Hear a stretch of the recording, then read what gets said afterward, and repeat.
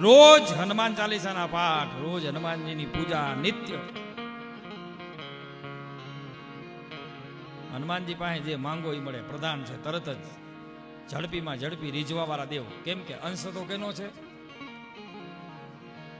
હા, મહાદેવ કા, મહાદેવના અંશ છે એટલે તરત જ રીઝી જાય. એટલે તમે હજારો કિલોમીટર કાપી અહીંયા આવો, અહીંયા આગળ ભેગા થાક નથી લાગતો. બોલો, હું બધાને પૂછું, તમે મુંબઈથી પૂનાથી ગાડી ડ્રાઈવ કરીને આવો છો? હું તો ટ્રાવેલિંગમાં અહીંયાથી રાજકોટ કે ભુજ સુધી જાઉં તો થાક લાગે. એ કે બાપુ અહીંયા જ્યારે આવીએ ને અને કદાચ ગમે એટલા થાકેલા હોય ને, આ ગ્રાઉન્ડમાં આવ્યા પછી હળવા ફૂલ થઈ જાય છે. કામ થાય કે ન થાય, બાકી હળવા ફૂલ થઈ જાય છે. આવી આ જગ્યા છે પાવન. હું તો એમ કહું છું કે આ દિન પ્રતિદિન આ જગ્યાનો પ્રકાશ તો જુઓ.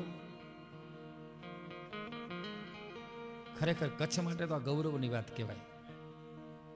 કચ્છના પ્રવેશ દ્વારમાં 24 કલાક રોટલો ચાલુ. કચ્છની અંદર જે મહેમાન આવે એનું સીધું જ હનુમાનજીથી સ્વાગત થાય. હનુમાનજીના દર્શન કરીને કચ્છમાં જાય એટલે એનો વાળવાકો ન થાય. કચ્છનું નાકું, અને આમે હનુમાનજી નાકે બેઠા હોય ગેટ ઉપર. કચ્છ માટે તો ગૌરવની વાત છે કે આવું હનુમાન ધામ, અને 24 કલાક રોટલો ચાલુ. અને 24 કલાક તમને આ જાગતું જ લાગે. રાતે 2:30 વાગે આવો તોય માણસો જાગતા હોય છે ને, બધાને અનુભવ કે નથી? એટલે કચ્છ માટે તો આ એક હનુમાનજી ખરેખર આ વર્ષો પહેલા અહીંયાથી નીકળ્યા હશે, હજારો વર્ષ પહેલા. અહીંયા કોઈ આપણે તો શું ખાખ તપસ્યા કે ખાખ પૂન કરીએ? આ બોડી શું પૂન કરે? આ બોડી તો પાપી છે. પણ વર્ષો પહેલા એક વાત રમેશભાઈ ઓજા બહુ સારી વાત કરે. એકવાર મહાદેવજી અને પાર્વતીજી આમ નીકળ્યા, આમ વિહાર કરતા કરતા આકાશ માર્ગેથી નીચે જોયું, એક ભૂમિ આવી. હું મહાદેવજીએ વંદન કર્યા, પગે લાગ્યા, ઊભા રહ્યા, ચારે બાજુ દિશાઓમાં વંદન કર્યા. પાર્વતીજીએ પ્રશ્ન, અને સ્ત્રીઓ છે ને તરત પોતાના પતિને, કોકનો ફોન આવ્યો હોય ને,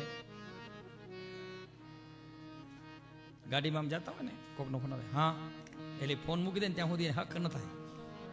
કાં તો ચાલુ ફોન, કોનો ફોન હતો, કોનો ફોન હતો, હે કે નહીં? ભાઈઓને જો અનુભવ હોય તો ઊંચું વાત કરવા જ. હે તરત પૂછ્યો કોનો ફોન હતો, શું હતું? અરે પણ એને ઓફિસનો હશે, બીજું હશે, ત્રીજું હશે. તમારે શું? તમે તમને ફેરવવા તેડી ગયા કરો ને. એટલે આ આપણે ભાઈઓ કોઈ ચિંતા ન કરવી. મહાદેવજી ને પાર્વતીએ પ્રશ્ન પૂછ્યો, મહાદેવજી અહીંયા તો એવું કાંઈ છે નહીં, કોઈ ભગવાન નથી, મંદિર નથી, ધજા નથી, અહીંયા કેમ તમે નમન કર્યા? મહાદેવજી કહ્યું, પાર્વતી અહીંયા હજારો વર્ષ પહેલા એક સુંદર મજાનું ધામ હતું, અને ધામમાં ભગવાન બિરાજમાન હતા. એ ભૂમિને વંદન કરું છું. પાર્વતીજી કે બરાબર.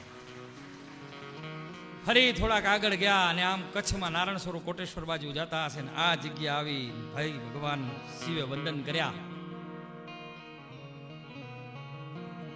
પાર્વતીજી કે હવે કેમ વંદન કર્યા? અહીંયા શું હતું? અહીંયા કે કોઈ પેલા ભગવાનનું મંદિર હતું? કોઈ ભગવાને તપસ્યા કરી હતી? અહીંયા કોઈ ભગવાન આવ્યા હતા કે અહીંયા રામ લક્ષ્મણ આદિ વનમાતા તેરે આવ્યા હતા? એ કે ના. એ કે તો કેમ વંદન કર્યા? તો કે હે પાર્વતી, હવે આ જગ્યા છે ને, આ જગ્યાની અંદર એક મોટું વિશાળ હનુમાનજીનું ધામ બનવાનું છે, એટલે આ ભૂમિને વંદન કરું છું.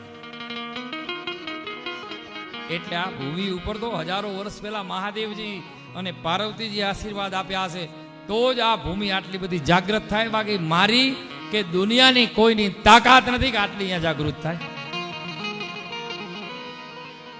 અને આ ઈશ્વરની કૃપાથી જ માનવ જાણે હું કરું કરતલ બીજો કોઈ.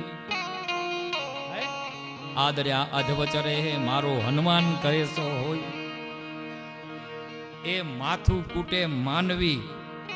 આ ખેડૂતો બધાય ખબર છે, માથું પીટે માંડવી ત્યારે વીઘો 2 વીઘો પવાય, પણ રીજે મારો રઘુનાથ તો નવખંડ લીલો થાય. આ બધું જ ભગવાન સિવાય કોઈ કરવા વાળું નથી.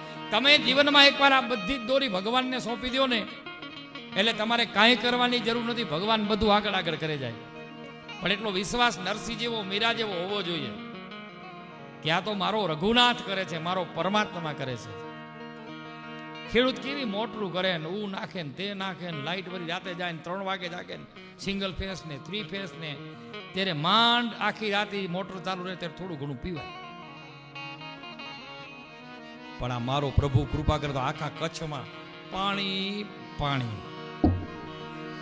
ભગવાન કે શું? તો કે હવે અમૃત તમારી વાણી.